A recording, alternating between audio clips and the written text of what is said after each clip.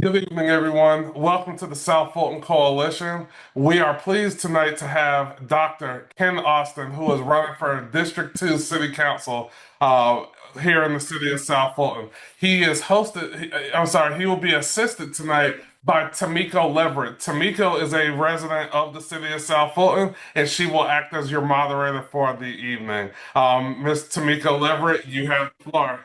Is yours. Thank you, Rashard, for allowing me to be the moderator for this evening. Let me just say a little bit about myself before we get started. I have a nonprofit organization called Facts to Thrive that has a civil liberties educational program, so I'm excited to participate. I have approximately 4 years of city government experience. I was a legislative specialist for Councilman Corey Reeves and uh, Catherine Rao, Helen Willis, and Natasha Williams Brown. To date, that I believe I'm the only council assistant to get the city public manager certification. And so, what we're going to do tonight, I will ask the questions that I have, and then I'll open the floor to the community questions. All right. So, let's get started. Can you tell us a little bit about who you are and why you're running for this position? Um, my name is Dr. Ken Austin. I've been in education for 26 years.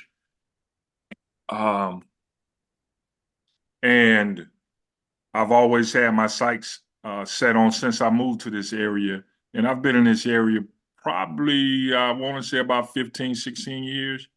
And I've always had my sights on running for an elected position. Uh, I've helped I helped the city, gain this charter, and I've also helped other elected officials canvass and campaign for their respective positions, and now it's my turn. And why government? I've been in the school district for 26 years, and again, I've seen how things work within the schools, and now I just want to transition and be a leader outside of that and lead my community versus a school, lead more people, more and have more impact right here where I lay my head. Because in about 4 more years, if four, I may not make four.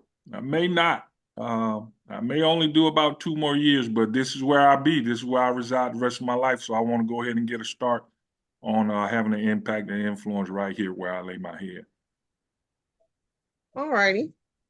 So tell me two or three issues that are specific to your district and solutions you would recommend to the city manager. Um,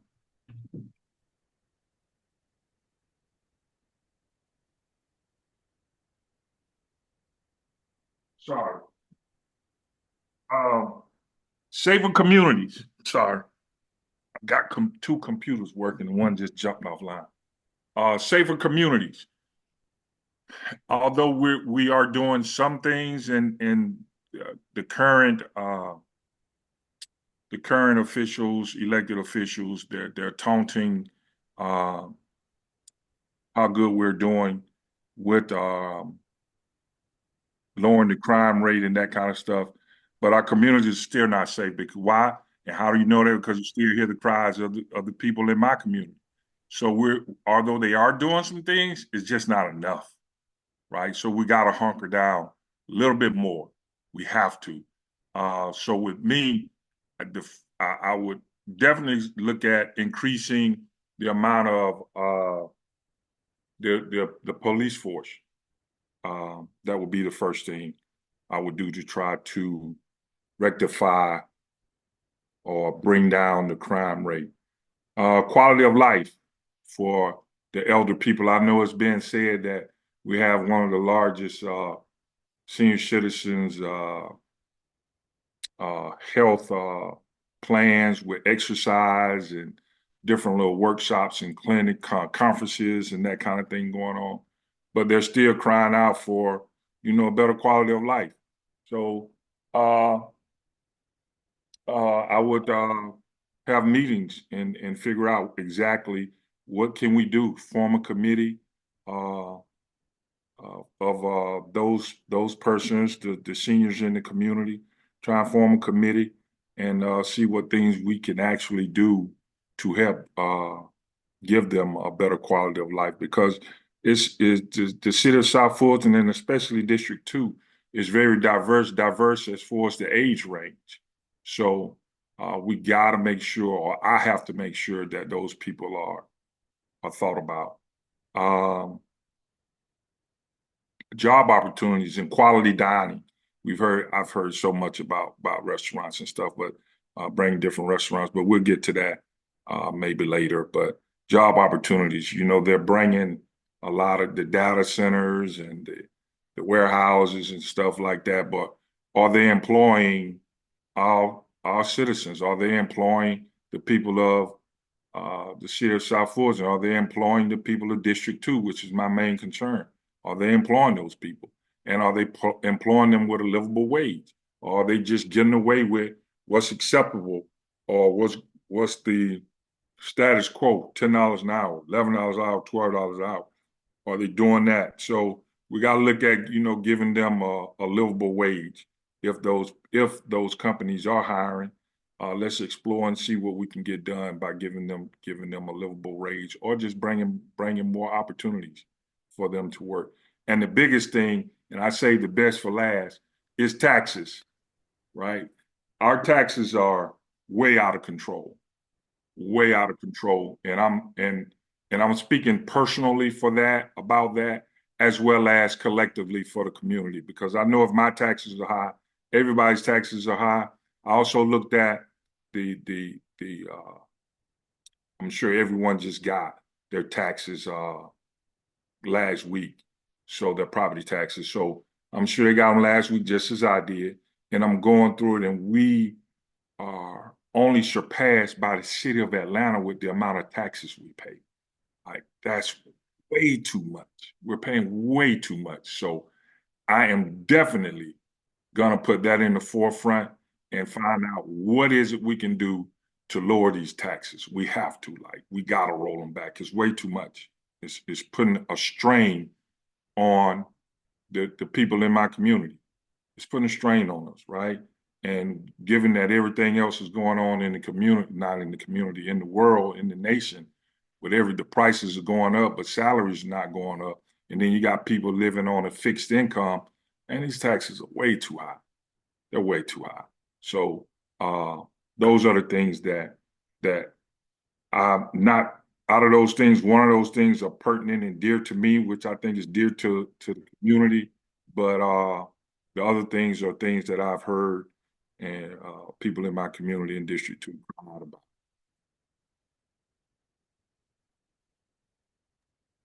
All righty.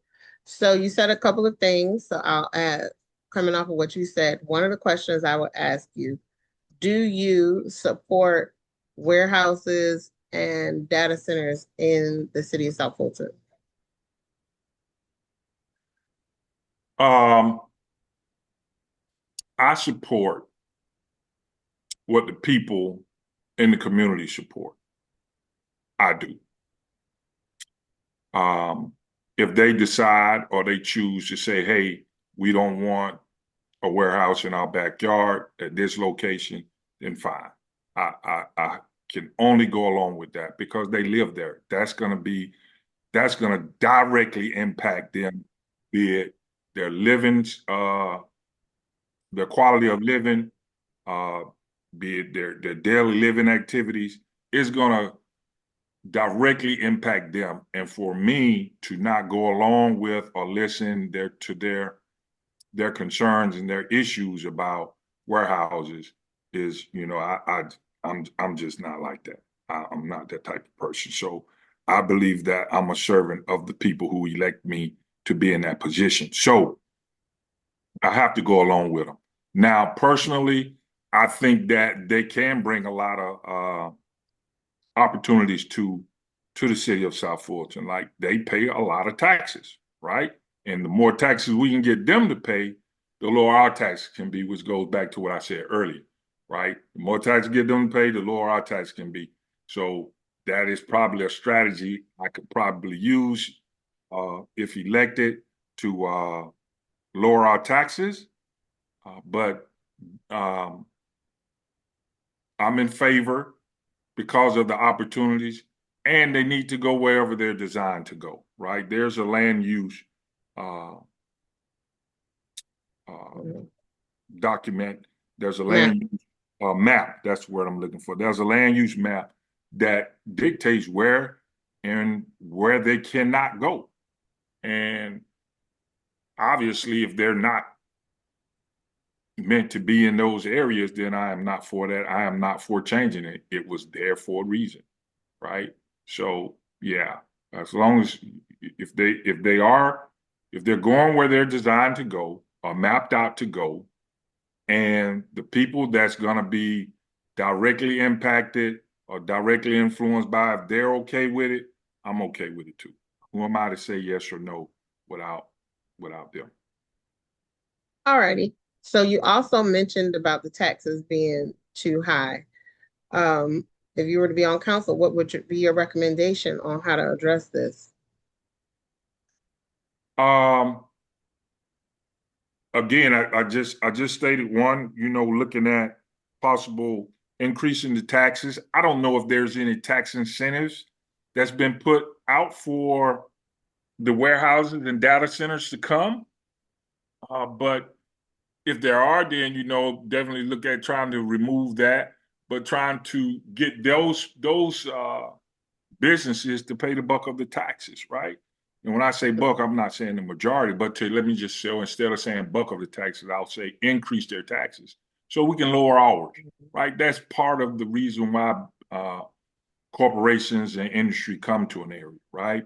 Or are allowed to come so you Mhm. can lower your taxes.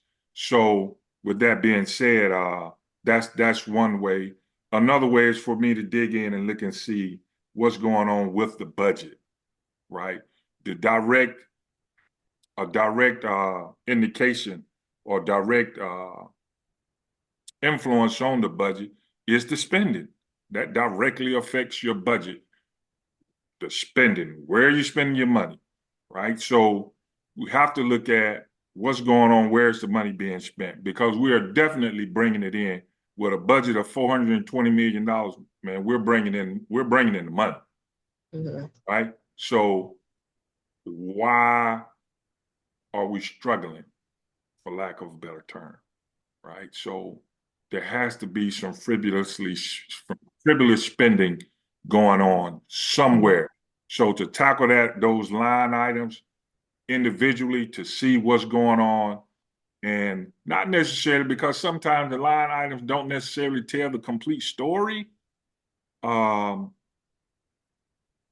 but to dig in and see what's the purpose of this, right? So, Mhm.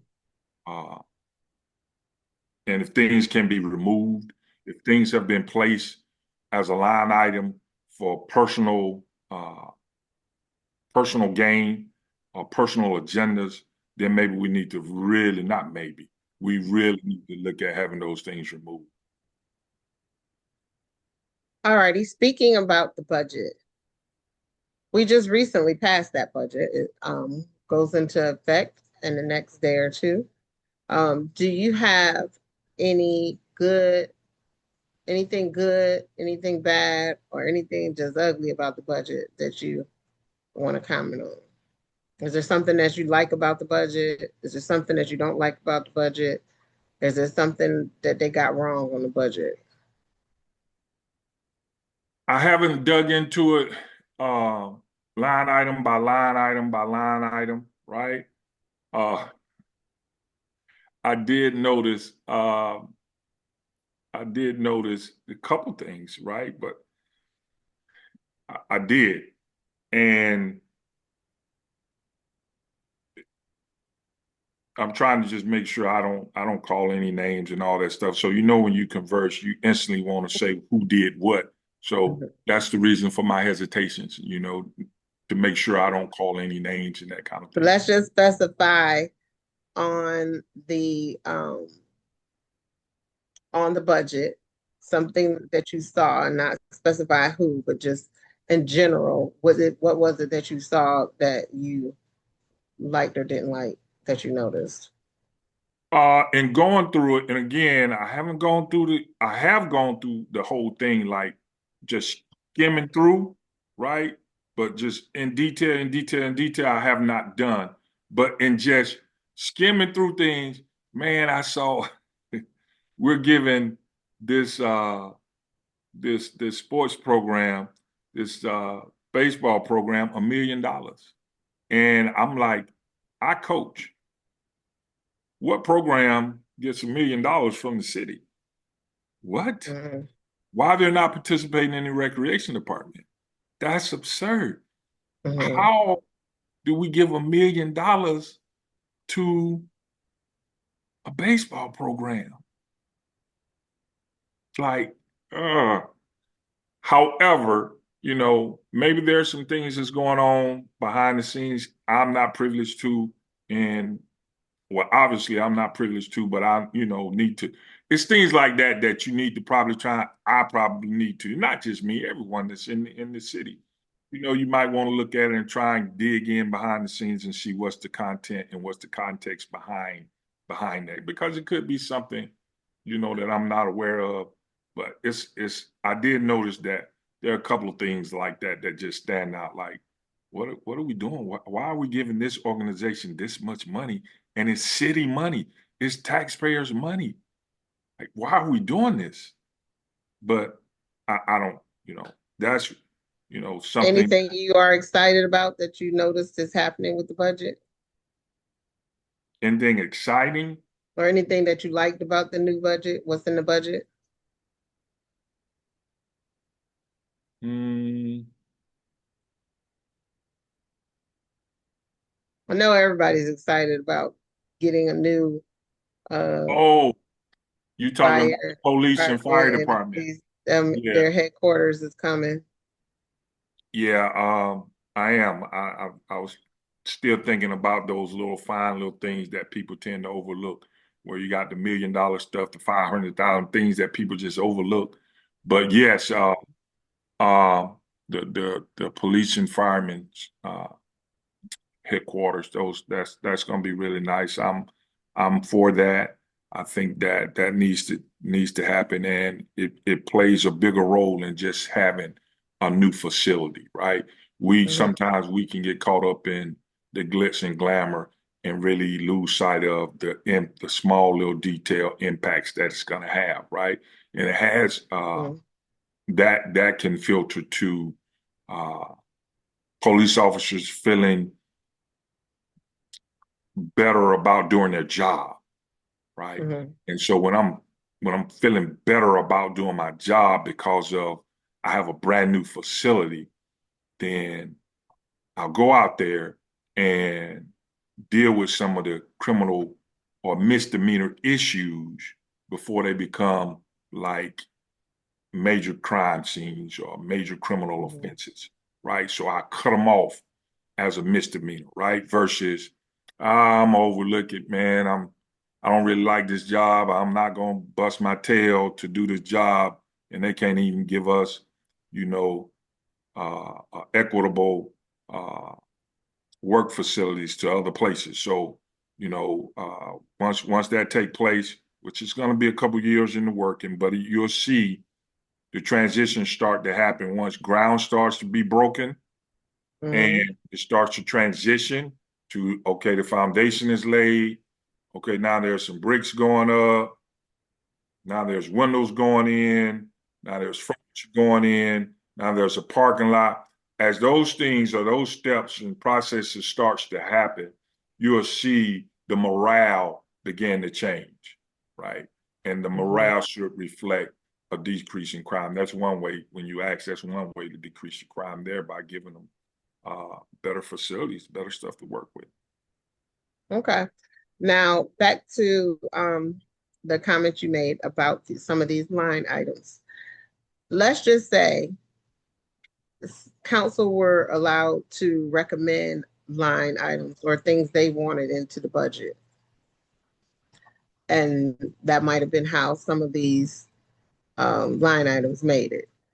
Do you think that the city manager should have asked them for what they wanted to put in the budget?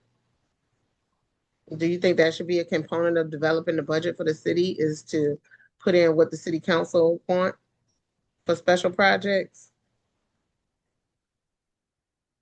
Do I think she should? Well, see that. Do I think that I don't want to do she or he? Do I think the city manager should ask the individual council people if they have any line items that they won't consider? Mm-hmm. Yes, I think she should. I think the city manager should, right? However, just because I'm asking you and you give me a line item doesn't mean that line item automatically goes on, right? There's a process for this, right? And I'm not going to circumvent the process because I came to you directly. I'm coming to you directly because I want to be fair and give everyone an opportunity to make sure this is a budget that they can vote on and support, right? Mm-hmm. I don't want anyone to get a budget in front of them and say, well, you didn't ask me anything about this budget, right? Because we're people, right? And we can be detailed like that. I'll use that word. So you should give everyone an opportunity and say, hey, at least I had the opportunity. My item didn't make it, or my item made it. This is a budget that I can support because I played a role in this, right? Regardless Mm-hmm. whether I like it or I don't like it, I did play a role in developing the budget, so I can vote for it. So to Okay. answer your question, yes, I do think the city manager should ask them, hey, is there something else you want to consider? But the process should be followed also. All righty. Which leads to my next question. We got a whole Uh, bunch of these though. all righty. The direct reports to the council are the city manager, the city clerk, the city attorney, and the municipal judge. As the council people, how would you currently rate them if you had to do their annual review?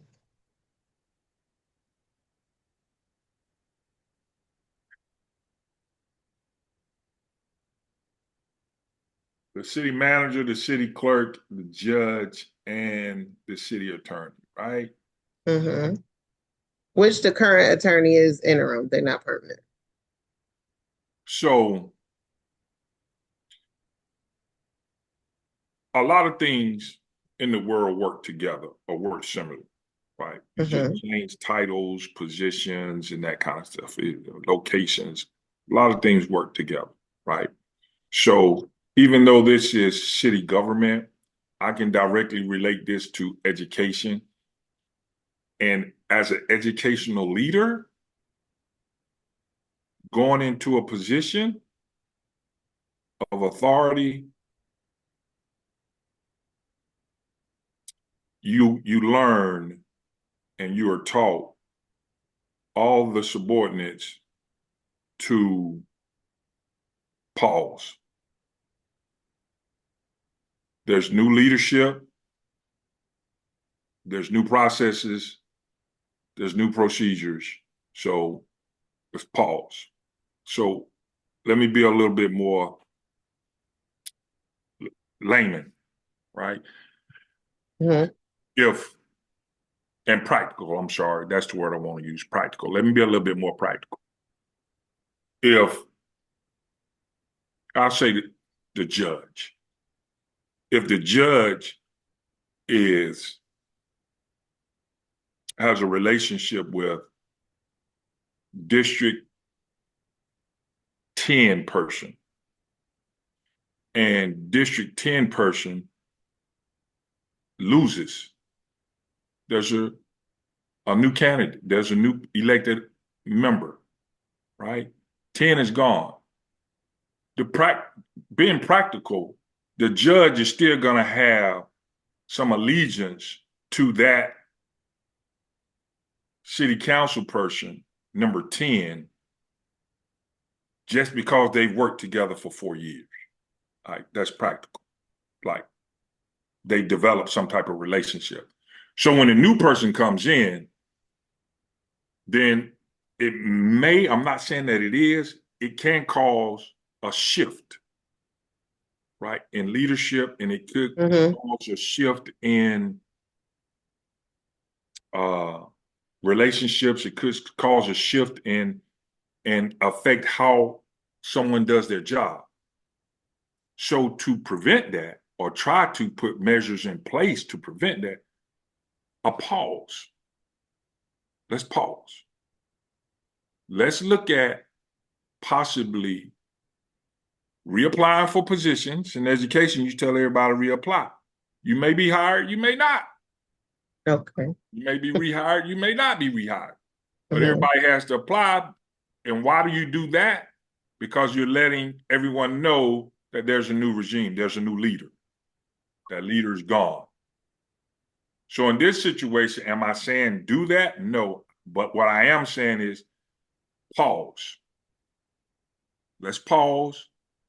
Let's have some communication and some dialogue. Let's see where we are before moving forward on anything. That's not saying we're going to move backwards. It's not saying we're going to move forward. We're going to pause. Mm-hmm. Did that answer your question? Yes, the city manager, the Oh, city attorney is the city manager. How do you feel about her rating for the current city manager? How's she doing in her job?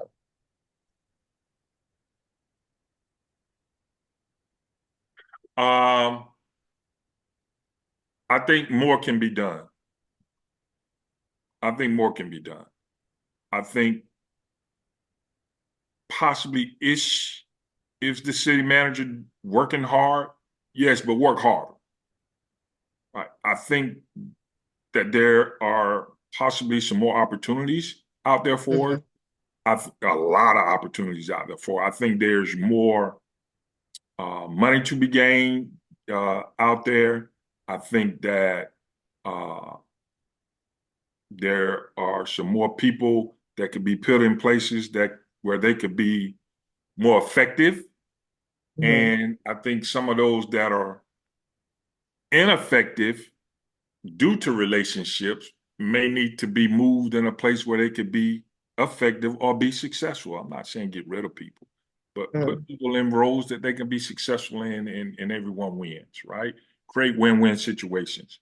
Uh, I definitely think the city manager could do more. City Absolutely. attorney, we have lots of lawsuits. Uh, that's for me, because there's still an interim tag, we need to get a permanent person in, right? Someone Mm-hmm. that has more, we can hold them more accountable for Mm-hmm. doing their job. An interim person, the interim. So I guess he or she is doing the job that they feel like they should do with an interim tag. But Mm-hmm. we need to get that removed as soon as possible so we can hold him or her more accountable. I'm not aware that the city is out promoting for a position to get a city attorney, but maybe they are, and I'm just not aware of it. So with that comment, and you're right. With that comment that you made, I just want to comment about what you just said. Maybe there should be someone to stay on top of filling these positions, right? Uh, these positions has to be filled, and maybe that's something someone could do. I'm not saying create a position for it, but maybe that's a job duty that could be added to someone's job description to make sure that they're handling, because we should have one, and this should be a desirable place to come and work, right? Especially for a city attorney, this should be a desirable place. And if it's not a desirable place, why isn't it? And what can we do to create a desirable place so that not only are we searching for positions such as a city attorney, people are searching for us. They're trying to figure out how they can get hired uh, for the city of South Fulton. Okay. Let me go to my next question. What major corporations would you like to see come to the city? Are there any companies you wish the city had? It's a good question.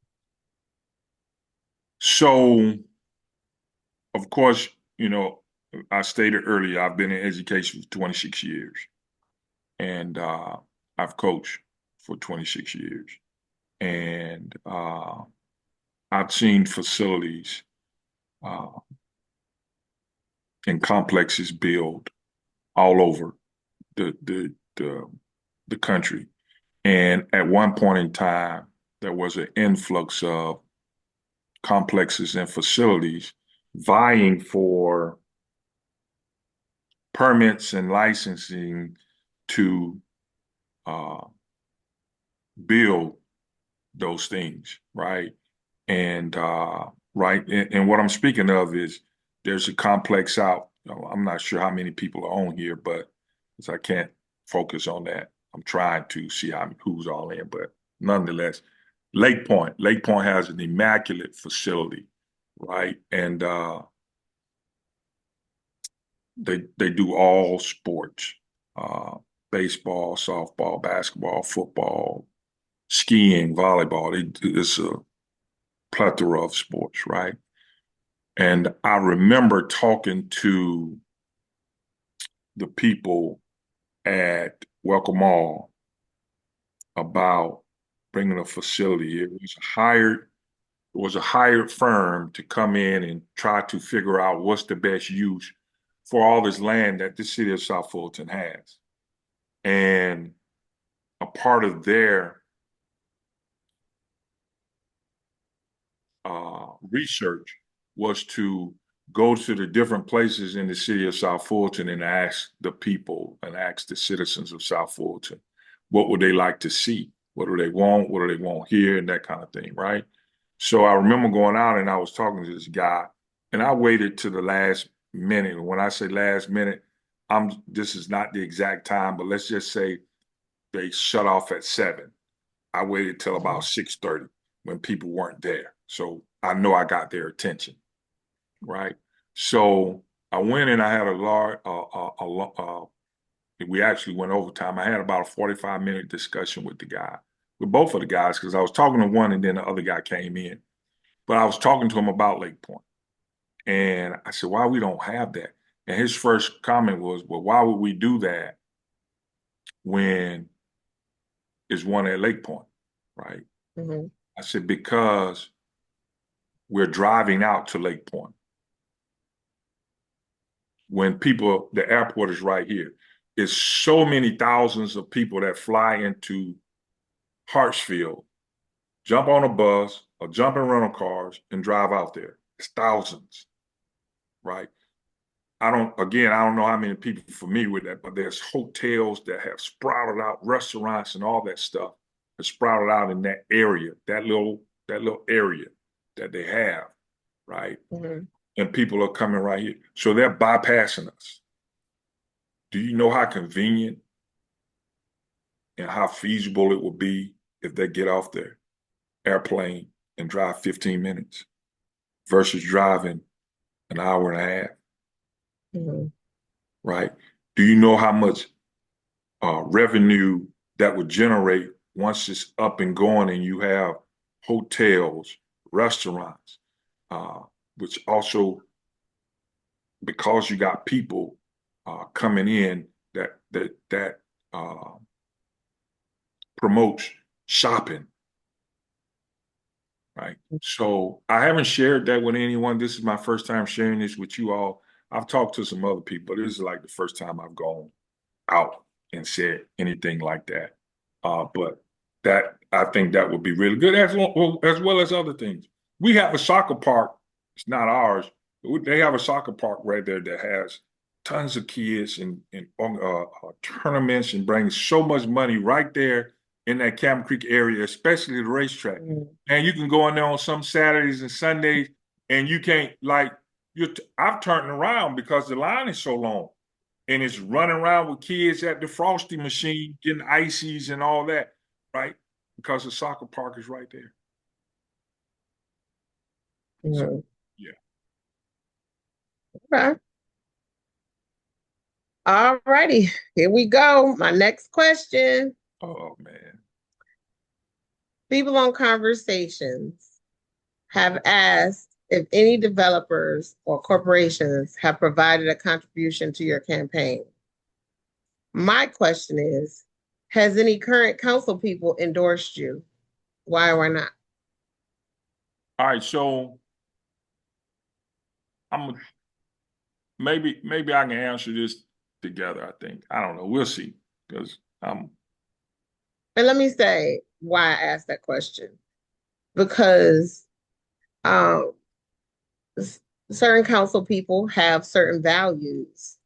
And I believe if they're endorsing someone, those they may or may not be in alignment with those same values, that if they come in, they bring those values. yeah. So I'm asking, is there any council people that are endorsing you? So so to answer that question directly, no. And I haven't sought any council people to endorse me. I haven't sought anyone to endorse me. All right. Mhm. I have not. When I originally started out, of course, you know, me being new to this, of course, you know, you want to have, you know, I'm thinking I want to have people endorse me, people to say how good I am, and they will vote for me, especially people that has won and been, you know, and served multiple terms. You know, they got a following. This is how I get in, right? That's the way I was thinking. However, I did not think beyond that until I actually began to run, right? Mhm. So, in beginning to run, I found out a lot of things about various people, and they weren't in line with what I thought those persons represented. And more importantly, because you could be whoever you are, that's you, they weren't in line with me, right? I Mhm. am at the core a people's person, right? I am for the community. I am for, just like I told you before everybody came on, your little screensaver, right? I am for uplifting others, right? Everybody see it. Yeah, that's a good job, right? You rise, we rise by lifting others. So I really believe that. I've never been about self, never. Uh, so I believe that I'm good and I'm taken care of by taking care of others. Even if I'm not taken care of, right? Even if I don't see the benefit in my work for others, definitely my kids will. And those are my single most important people in the world, my kids. I think somewhere down the line, when I'm long gone, somebody's going to look out for my child because I've looked out for them or their child or their relative or whatever case may be somewhere. That's why. Right? That's just me. So getting back on track, so because I learned that my value system and what I stand for and how I wanted to run my campaign is not in line with others. I'm not going to tell someone something that I'm not going to do when I become if I become an elected official. If I say I'm going to do, I'm going to do it. That's part of the reason why I'm running because people say stuff and they get in these positions and they don't do a daggum thing people ask them to do. It's all personal agenda, all personal agenda. And I don't have one. My personal agenda is to support my community, and I hope that spreads. I know it's going to spread. I know it's going to spread not just in my community, it's going to spread throughout the city, right? So I know it is. So yeah, I'm good. You don't have to support me. You don't have to endorse me. I'm good. If the people, and this part of my closing statements, Mr. Miko, if the people don't want me to be a liaison between the city council seat vote and them, then maybe I'm not that person, right? I'm going to support you. That's what I'm here to do. That's why you elect me, not to say, hey, we're going to choose him now. It's his turn to have a personal agenda and make personal gains with whatever corporations or nonprofits or whatever the case may be. It's your turn to take advantage of it. No, no. It's my turn to be the voice of the people and lower these taxes, lower the crime rate, get better jobs, and work on the infrastructure, do that kind of stuff. That's my turn. It's my turn to do that. It's our turn to have that as a community. It's our turn.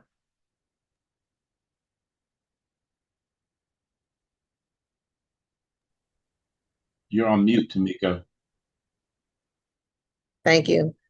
It is, there are several of you running in in your candidate seat, in the mayor seat, and some of the other districts. What do you think if candidates lose? What should they do?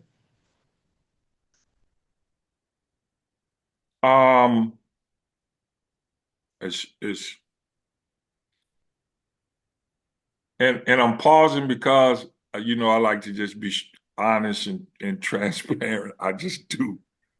So I've had communication with other candidates, all right, Mhm. and I've had other candidates in my house. So to have conversation. So we it's in hopes that we all have a conversation and try to see and discuss what are the actions and what platforms are we standing on moving forward if we don't win. Because in our district, it's 9 of us. It's not. Only one's going to win. All right. So the other 8, what are we going to do? Right. I think we all get along pretty well. I don't think when I say get along, like I haven't seen any and heard of any bashing or ill will talk or speak on others or anything like that. And I'm not gonna do it. I don't whether somebody bash me or not, that's not what I'm gonna do. So I don't have any issues with having discussions if or when I lose. I don't have any issues with let's have a discussion. How can I support you in your new elected role? Right? I don't have any issues with that. Not at all. Hey, Tamika, we have a question from Patricia. I was actually getting ready to ask her. Go All ahead, right. Ms. Patricia. You have the floor. Please unmute yourself.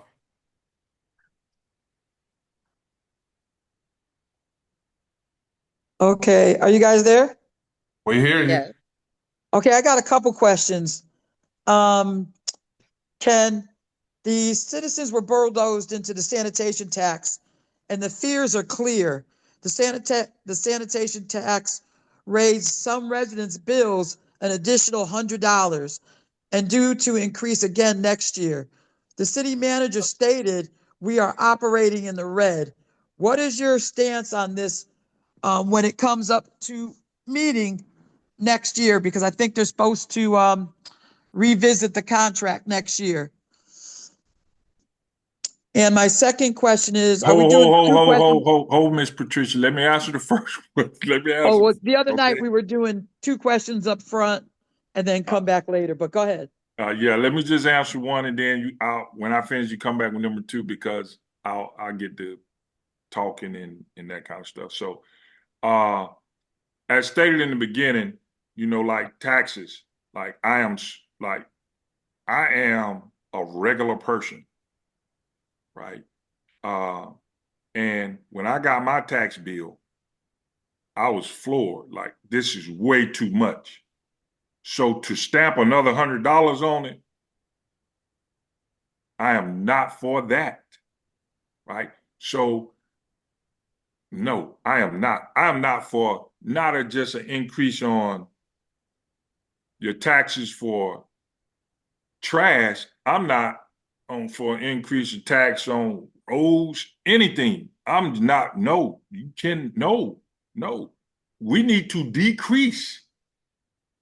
Decrease. We're not adding. I'm not for that. So now, how do I go about doing that? Hopefully, there'll be some discussions way before the contract ends, right? And one of the things I am noticing that brings up something else. One of the things I am noticing is we wait to the last minute to deal with stuff, right? We got to be ahead of the curve. If we know the contract, let's say the contract is coming up in June, we can't wait to June to begin having discussions about the trash contract, because then it's putting us in a situation where they're going to hold over our heads and say, hey, well, this is the last month, so we ain't picking up trash until y'all sign. So now we're in June, they don't pick up trash, and now all the people in District 2 are complaining that the trash can overflowing and it's creating rodents and bugs, and it's June and mosquitoes and fly. So now we're pressed that we got to do something. Y'all told us to do it, so we got to do something. And this could have been eliminated had we tackled this in January. Right? So I'm for being ahead of the curve, not waiting till the month of, and let's address it now because, hey, we got plenty of time. Procrastination, that's the word I'm looking for. Procrastinating on stuff. Let's go ahead and deal with these things. But I also understand that there's a lot of procrastination because when you get to the last minute and there's so much dialogue and conversation that meetings last way longer than what they should. So you don't want to bring up another item to have a debate about when you've been debating 2, 3, 4 hours with other council people, and you don't want to. That's pertinent thing. That's something pertinent that's got to be done in January, and now all of a sudden we've been in here 3 hours, and you want to talk about something happening in June? I ain't even do that. No. So some kind of way. Again, I'm gonna use this word. There has to be a pause. And we need to clear the table on everything and start fresh. We got to clear the table so we can start fresh. And there's enough seats up that candidates are running for, and there's a new person in every seat that this pause can happen. This pause can happen, and then we can move forward. Thank you for What's that your question Thank you. What's your second question? Well, I wanted to expand about the sanitation, but I'll move on. All right. The mayor said in a debate the other day that he really did not want to be mayor, and he really doesn't want to be one now, that the work is hard and the pay, and this is my word, sucks. So my question to you is, what is your vision for your next mayor? My vision for the next mayor is, first of all, I got to get my behind as District 2 representative. So I got to try and win my own race, Miss Patricia.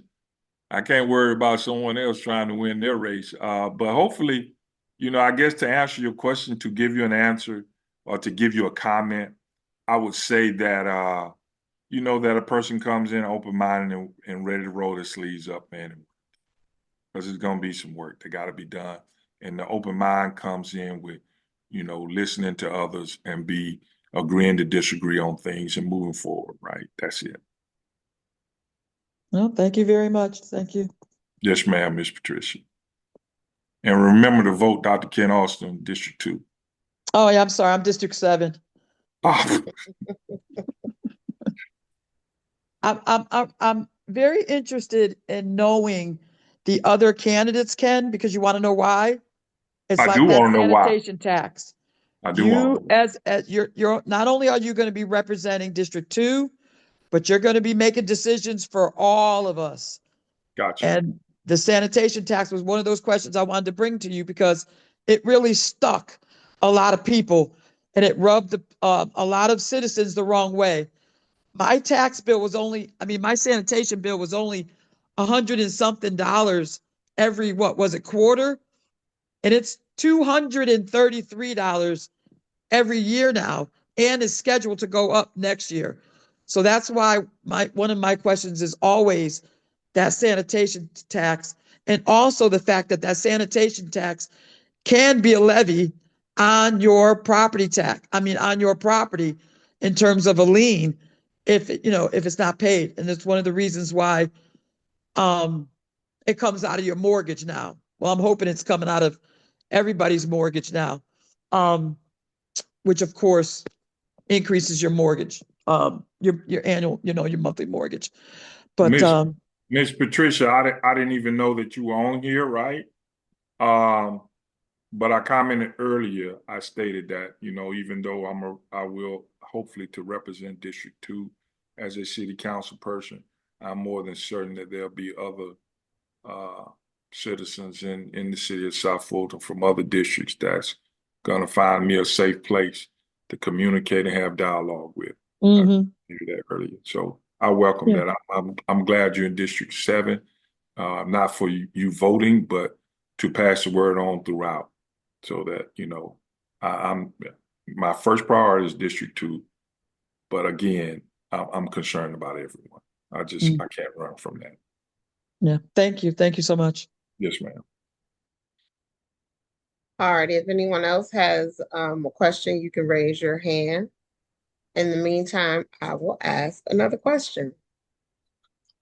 Should impact fees be imposed on developers and trucking companies? Why or why not?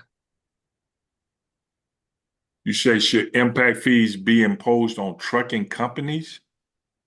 And developers, yes. Oh, absolutely. Especially the truckers. Oh my goodness. I didn't know you was gonna say truckers. I thought it was developers, but you added truckers in there. So yes. Like, do you see what the truckers do? Uh yes. I think so. And a lot of them are starting to, you know, Camp Creek is a major road in District 2, Camp Creek Parkway, right? And it's directly connected and crosses over Fulton Industrial. Before Camp Creek was cut, because now this ain't a road that's been here 40 years, Before Camp Creek was cut, truckers drove 285, right? 285 to 20 to Fulton Industrial. But since Camp Creek has been here, it has turned into a major trucker shortcut. So, and it burns me up, right? It burns me up, man, because truckers, man, you can, yeah, truckers, yeah, it burns me up. So yes, they and I would, yeah. And not only do they use Camp Creek, they'll drive their trucks back on these two-lane highways. And sometimes in the neighborhoods, if you all ride the city or ride District 2 or whatever district you're in, I'm sure you're gonna see an 18-wheeler, or what I used to call them growing up, transfer truck. You're gonna see those things parked somewhere where they really shouldn't be, right? Now, and they're getting away with it. But I guarantee you, we would have write citations for that because the truck ain't just fall out of the sky. But then, that's getting back to other stuff. But uh, I learned this probably about 10 years ago. highways and roads are built to bear a certain weight. I didn't know that. I thought it's a road, anything can be on it. That's not true. Roads are built and constructed to bear a certain weight. And when that weight limit surpasses the what the road was designed and structured for, it's going to damage it, right? Will it create a pothole or manhole instantly? No, but it'll start it. And then the next one's going to add to it. And now, because it's broken, it doesn't take much. Just the normal wear and tear of a car or a regular passenger car or a regular truck going up and down, pickup truck going up and down. It's going to start to wear on. And now we got these potholes everywhere. The roads are rough. And then, so yes, I am absolutely for that. Right. Yes, I am. And not just for truckers, developers too. Because don't let me leave them out. Right. Developers,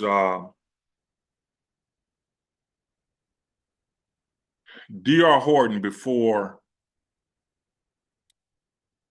the let me say it, initially when they was building all these subdivisions over here, D.R. Horton was building a lot of them, right? And D.R. Horton is, if it's not the largest home builder in the country, it is up in the top 3, I know. At least it was at this time. And I had a doctor that chiropractor that I used to go to that actually is in District 2. I used to go to him. And we had a discussion. I talk to people all the time, have conversations, and we had a conversation in the midst of him cracking my back. We were holding a conversation and dialogue, and he was upset with his foundation on his home. And because I had conversations before, I said, I guarantee you that's a D.R. Horton home. And he was like, yeah, man, we're in a lawsuit now with those people, right? My community, my subdivision, we're suing them, man, because it's several homes in my subdivision that's having their foundations are given away. So here's the thing. I said all that to say, D.R. Horton, D.H. Horton, D.R. Horton builds some really nice homes. They really do. But they've come at one point in time, I don't know about now, but at one point in time, they were really doing some shabby work. So having those impact fees, that allows for those corrective actions when those things take place. If there's no impact fees, then of course people are going to come in and do shabby work because they don't have to pay for it. Who wouldn't, right? I can save money by not having to be concerned about impact fees. I can save money. So I go over here and I'll do shabby work. I'm not going to make sure my work is up to standards, up to codes. I don't have to. It's not being checked. It's not. I don't have to warrant it. So putting those impact fees, and it's on your tax. It's in the tax pamphlet that you got. If you notice, you don't see that piece of the pie cut out where it says bonds. That's what that's talking about. Those impact fees, they go in there. So yes, I am for that. I don't know who asked me that question. I think Ms. Tamiko asked me that. But yes, I am for impact fees. Absolutely, 100%. We got to get it. Have to. All righty, Ms. Miller Mapp has a question.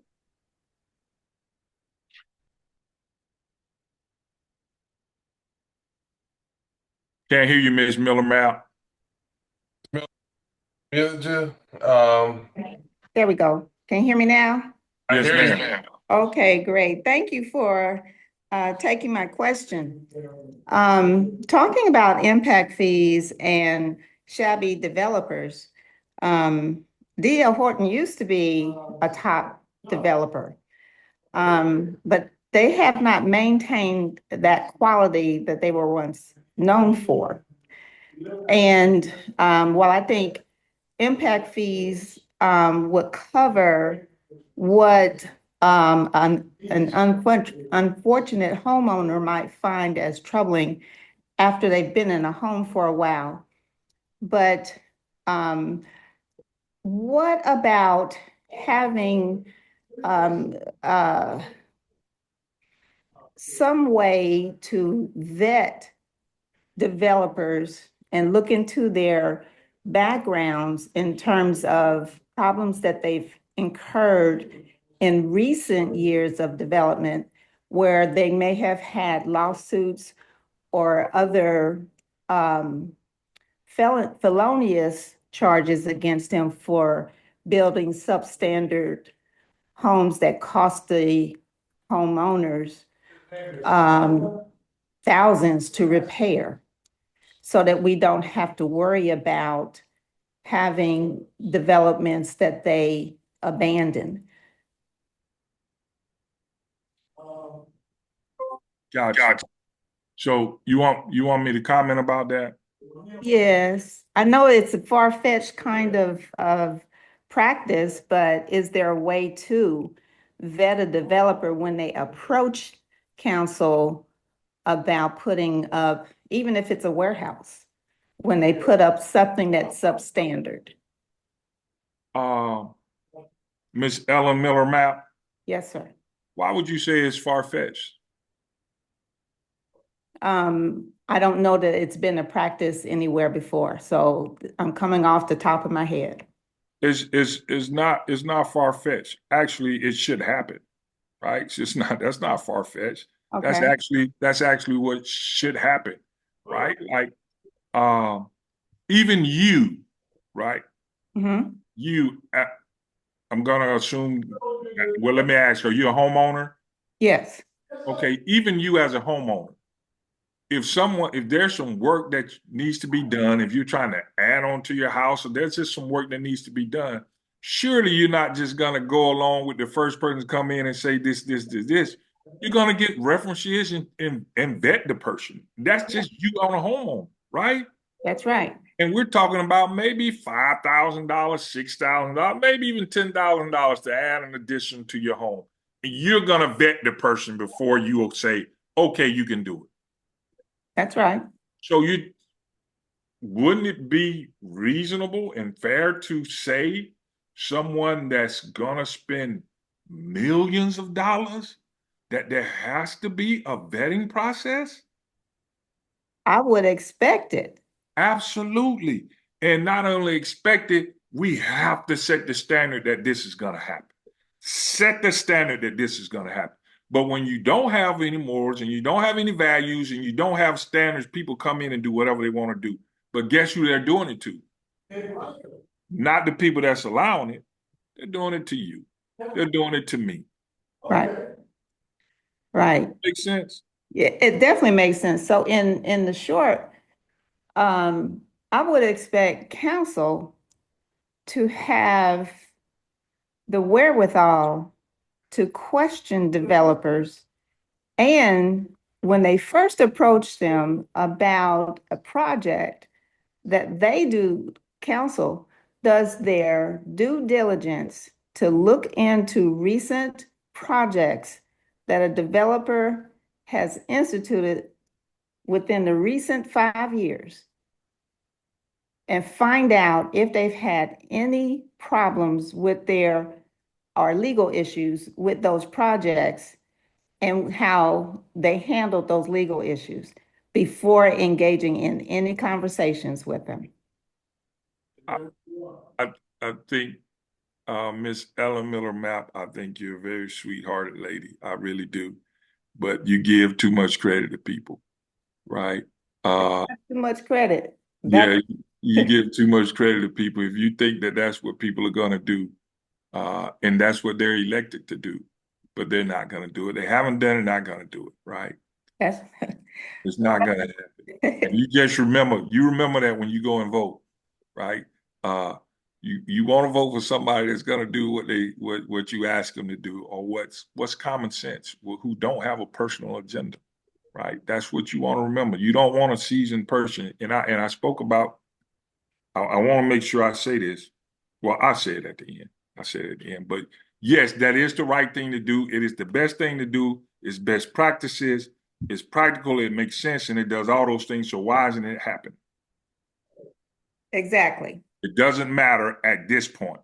It doesn't matter because in 5 weeks, you get to voice your voice, and you get to say, "Hey, you know what? Let's go with somebody." You get to do that. You get to do it in a couple weeks. They ain't been listening to you. They gotta listen now. All righty. We have a question from Pamela Harvey. Thank you very much. Miss Ellen Miller Mapp, let me just say this. It Thank is not the responsibility of your council person to ask questions about a build. That is your responsibility as the home builder. You are the one that's supposed to do the research on this builder, not the council. So, and believe me, they have, when it comes to these builders, they have a lot of information on the internet. So it is the responsibility of the home builder to find out, to ascertain what type of quality do they build these homes with. But see, people don't do their due diligence. They just take it for granted that the builder is going to give them a quality bill, and they don't. They take shortcuts in materials. They take shortcuts in the build. We just had a situation on subdivision out there. I don't know what district that is, but it was on WSB where these people who had their homes built had all kinds of problems with this builder. Did they do their due diligence? No, they didn't, because they were stupid enough to sign off when they didn't even receive what do you call it, occupancy certification. Well, They All signed right. off So on it before an Miss, let me inspection let was me Miss, even done. let me make a comment before you say something, Dr. Austin, because she made the comment to Ms. Miller Mapp and I would like to not to respond. you. So I would, hold okay. on. I want to respond because I don't want this. The question should be going to the candidate, not to Okay. each other. And so that's what this is about. We can have educational forums at another time, but tonight is a candidate forum.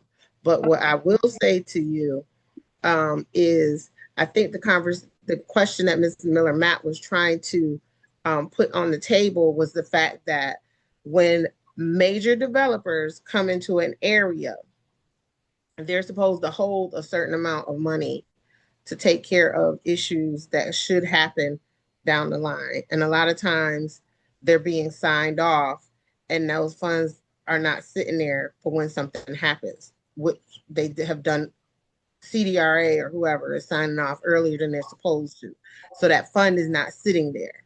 The second part that I think she's referring to is the fact that um, in procurement, even at a federal level, even at a major level, major procurements happen where they can hold companies accountable and put them on a list that they are not providing the services that they are expected to do. So in the event that a developer messes up in one community that they built, you can hold them accountable that they can't come back and build again and put that in someone else's neighborhood or community and continue to build.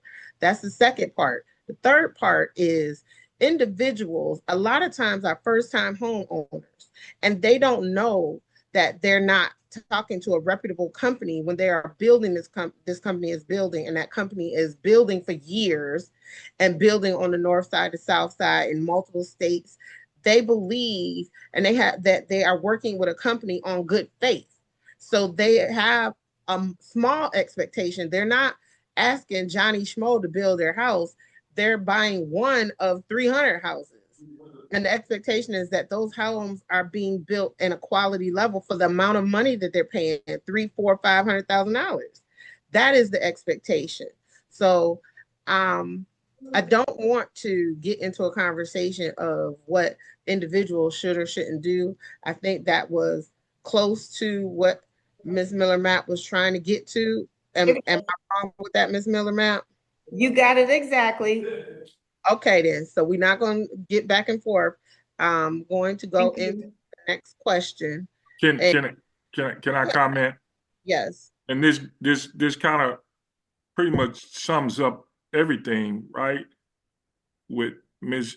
Ellen Miller Mapp and what how she's feeling and her way of thinking. And if I'm incorrect, just tell me, Ms. Miller Mapp, that I'm incorrect. But I think Ms. Miller Mapp relies on her council person and the council itself to vet these people before they even allowed to have developments over here. That's it. So when they develop and build a home, surely the council then vetted these people so they're building quality places. So I don't have to do all that. However, that's not happening, right? And that's not happening, Ms. Miller Map. So I want you to remember that when you go out to the polls and vote, and if you agree with me, 51% vote for me. If you agree with me 100%, take 5 people with you and vote for me. Thank you. Yes, ma'am. all righty. Mrs. Smellings, you have a question? No, it's just a comment. So I just wanted to do a time check. We are at 8:11 p.m. and I just wanted to make sure everybody was aware that we're approaching time. All righty. So, is there any other questions from the community? Thank you for that reminder. All righty. And all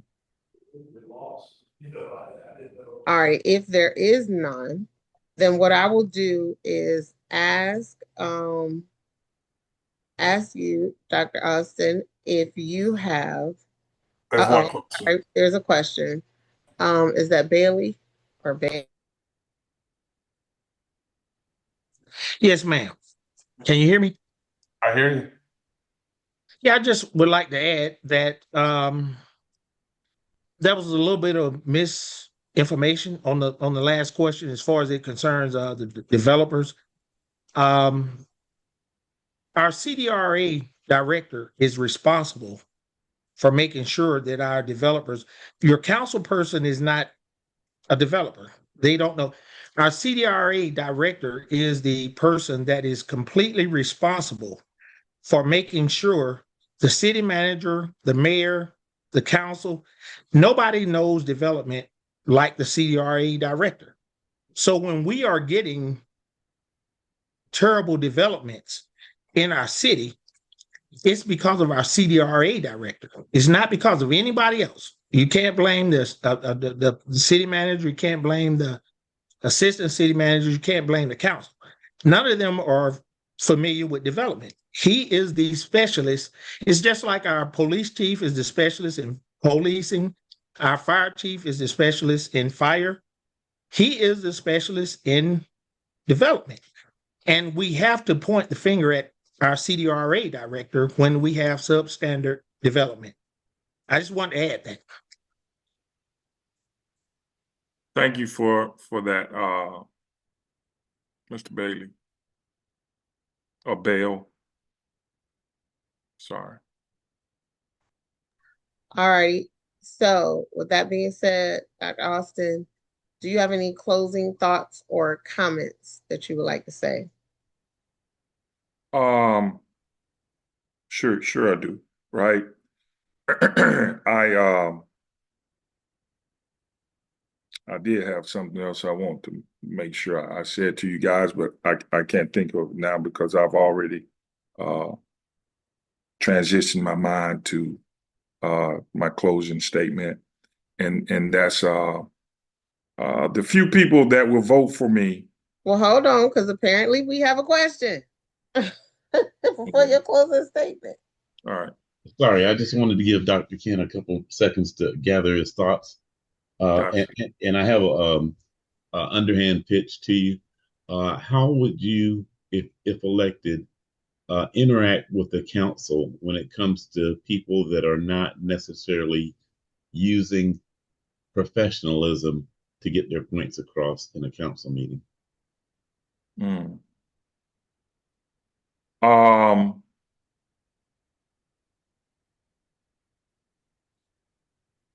so I've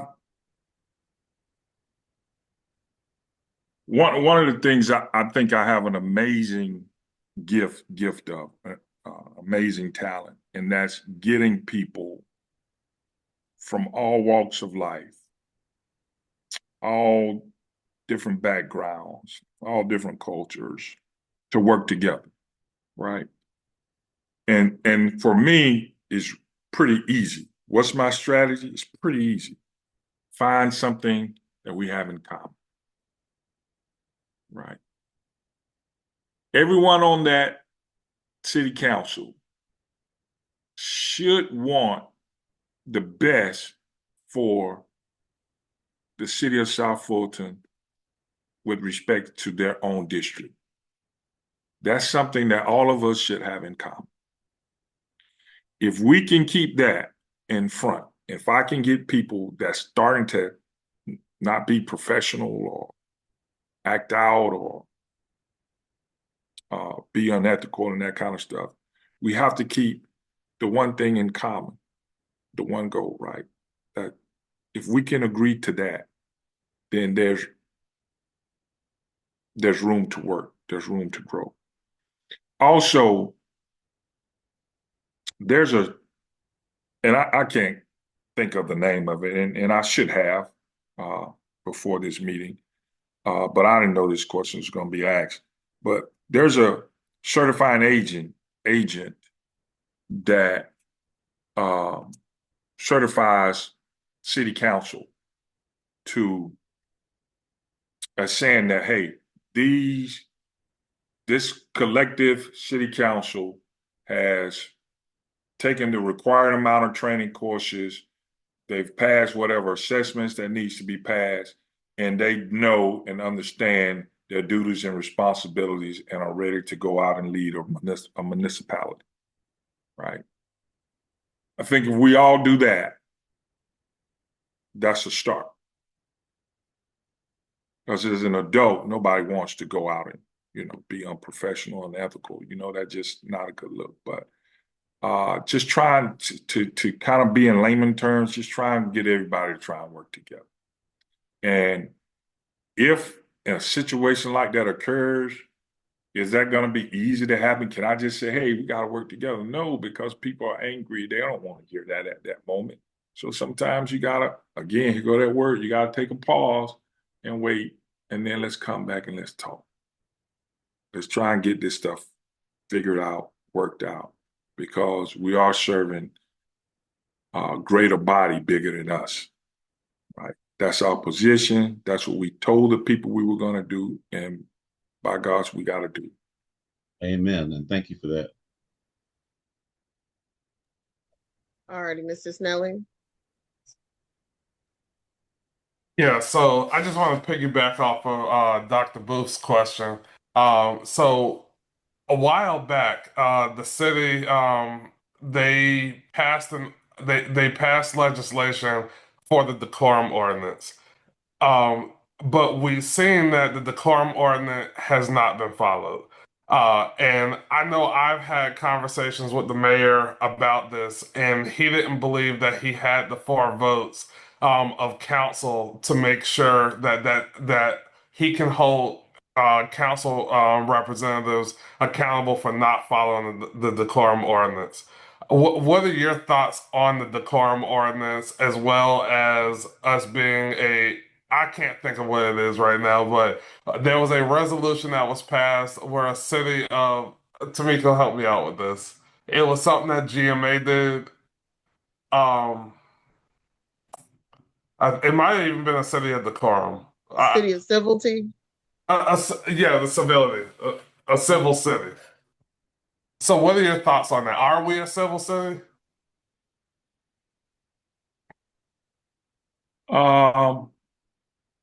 I think there's some areas that we can improve upon, right? I think there's some things that we get right. I think that there are a lot of things that we get wrong. However, for whatever reason, and I'll let you point the fingers, but for whatever reason, sometimes our bads are glamorized, right? And when you uncover some of the perceived bads, they're really not that bad, right? In fact, sometimes they're not bad at all. But I think we're glamorized. Our bads, our negatives are glamorized. But you also have to look at the reason for that. We are a very unique city. We have a very unique opportunity. We have a very unique opportunity. I don't know why Siri picked that up.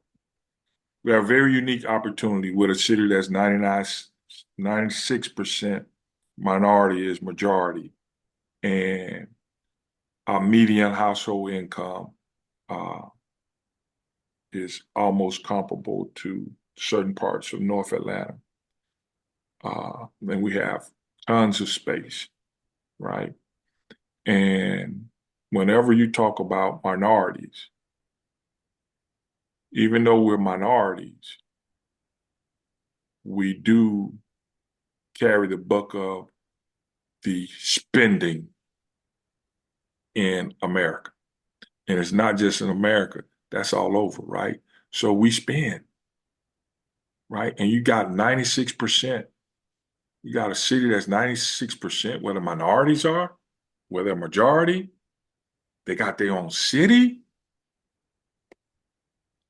They got a median household income equivalent to a lot of the northern cities. Man, they're pressing the gas trying to get over here. They got space for me to build. They're pressing the gas to come over here. They got people that don't know what they're doing. They're pressing the gas to come over here. They got people that I can influence, whatever means I need to do to get them to influence, to pass whatever I need to pass so I can get over there and make money. They're pressing the gas to get over here. Here go that word again. We got to pause. We got a great opportunity ahead of us. We got a great opportunity.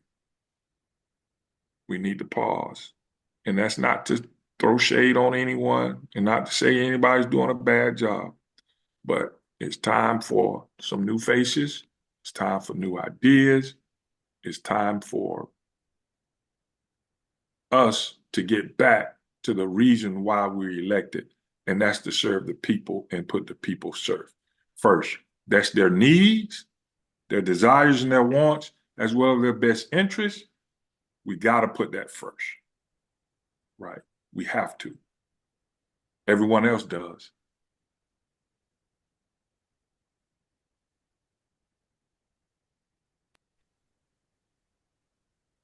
All right. I had a hand, but that hand seems to have gone down. So I'm going to say that that is it then for our questions this evening. Uh-oh, somebody said you're the only one that said that, and it's so true. So you are ending on a compliment. Great. So with that being said, do you have any final comments or words that you would like to say? Yes, if you like what I said, 51% of what I said, go out and vote for me. If you 100% agree with me, take 5 people to vote with you on election day. But the few people that will vote for me will be the ones that are tired of the games, tired of the politics, tired of the politicians, right? They're tired of people going out and campaigning and soliciting and asking for their vote, and they don't even know their name. And then when they get elected, they care less about who you are and what your concerns are, right? Those will be the few people that vote for me. Everybody won't. But the ones that are tired of those things, they'll vote for me, right? I don't have all the rhetoric, all the jargon of a politician. I don't. I'm not a politician. I'm not. But I am a leader. I don't have 30 years of experience, right? And let me tell you something about the 30 years experience. Let me tell you something about 5 years experience. Let me tell you something about 10 years experience. All you're going to do is replace what's there. It's their turn. Oh, I done waited 5 years to get in this seat. Now I get in it. It's my turn now. You're going to get the same thing, just a different face. Just a different face. So I'm not a politician, and I don't want to be one. I don't. I don't want to be a politician. I want to be a leader. I want to lead my community. That's what I want to do, right? I am concerned about my community and my neighborhood. So if you're listening for all the rah-rah stuff, you ain't gonna get it here, right? It's just not. But if you want to get someone in there that's concerned about how we are hurting, how we're struggling, we're being treated unfairly, because someone is pushing their own personal agenda, looking out for their own best interests, and their friends, and their families, and then been lied on, lied to, and tricked out of their votes. If you're tired of all that stuff, then I'm your guy. I'm your guy.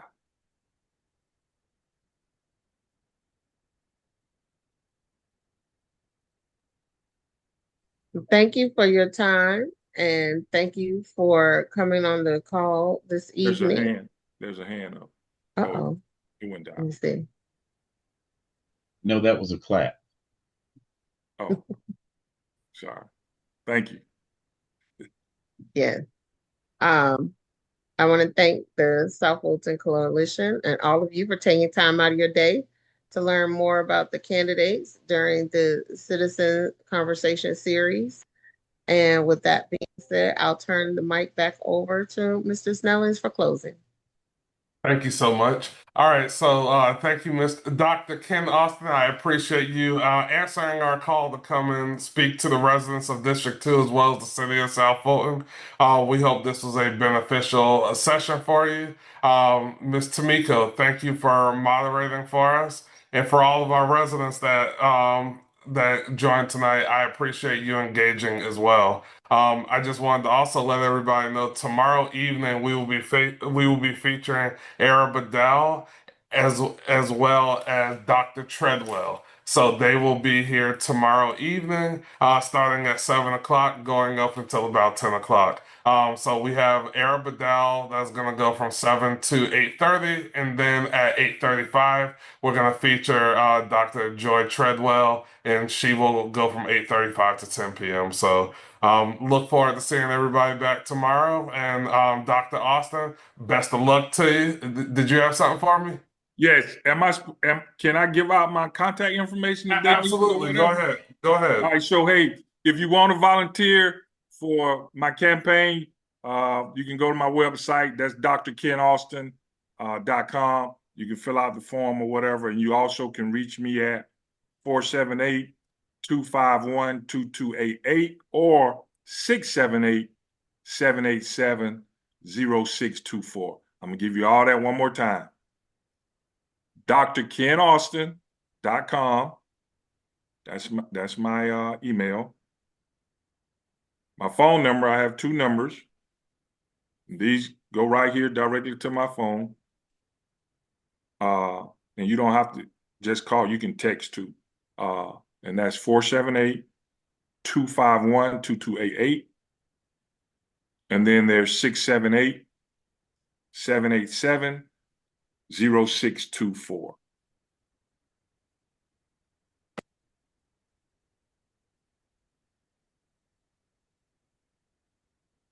Can you repeat that first number again, please? 478-251-2288. And the email. Dr. Ken Austin, DrKenAustin, all one word, no dots, no periods, any of that, .com.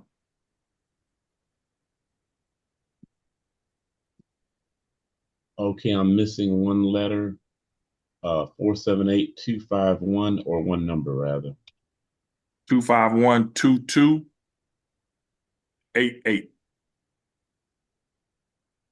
Okay, it's in the chat. Did I get anything wrong? I don't know. I can't even see. Oh, I see Just it click now. your chat button. Yeah, I see it. You know, that's right. Everything's right.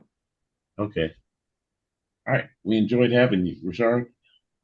Yeah, so thank you everybody, and everybody have a good night. That's all I have.